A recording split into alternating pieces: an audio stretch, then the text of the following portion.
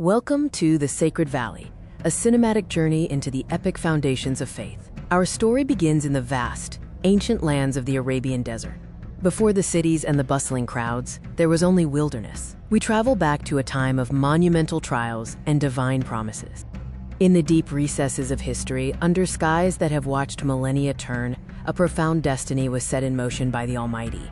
Witness the sheer scale of the desert, an ocean of sand and rock, indifferent to the passage of man. Our focus turns to Prophet Ibrahim, guided by a divine command, embarking on one of the most testing journeys of his life. He traveled with his wife Hagar and their infant son Ishmael, leaving behind the comforts of civilization for an unknown, arid land.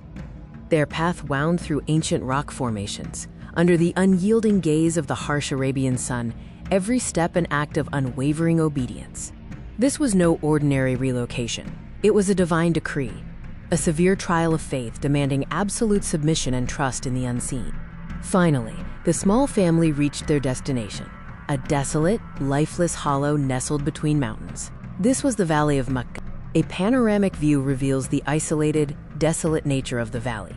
No water, no shade, no sign of life, only rock and sand. Here, Ibrahim fulfilled the next part of his command, leaving Hagar and the baby Ismail with only a small supply of dates and water. As he walked away, Hagar asked, "Has God commanded you this?" When Ibrahim confirmed it, she replied, "Then he will not abandon us." This solitude was a test of absolute reliance on the Creator. Soon, their meager water supply was depleted, leading to a desperate search, a moment that would change the destiny of the entire valley. In her frantic search for water, Hagar ran between the hills of Safa and Marwa 7 times, a desperate plea for survival echoed through the rocks. Just as despair threatened to overwhelm her, a miraculous spring erupted at the feet of the crying infant Ishmael. This was Zamzam, a source of life in the barren wasteland.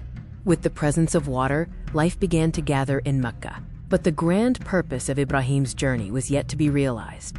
Many years later, when Ismail had grown, Prophet Ibrahim returned, bringing with him a second divine command. Father and son stood shoulder to shoulder, laying the foundations of a simple, cube-shaped structure, the first house dedicated to the worship of the one God. This structure, the Kaaba, was established not for a single tribe or nation, but as the focal point towards which all humanity would eventually turn in prayer, a symbol of universal unity. As night fell over the completed structure, Prophet Ibrahim raised his hands in supplication, cementing a covenant that would endure for all time. Gaze upon the sanctuary, standing under the same watchful stars that witnessed its foundation, a beacon of light in the heart of the desert. The legacy of Makkah endures, a testament to faith, sacrifice, and the eternal promise of God to those who trust in Him. Join us next time for Part 2.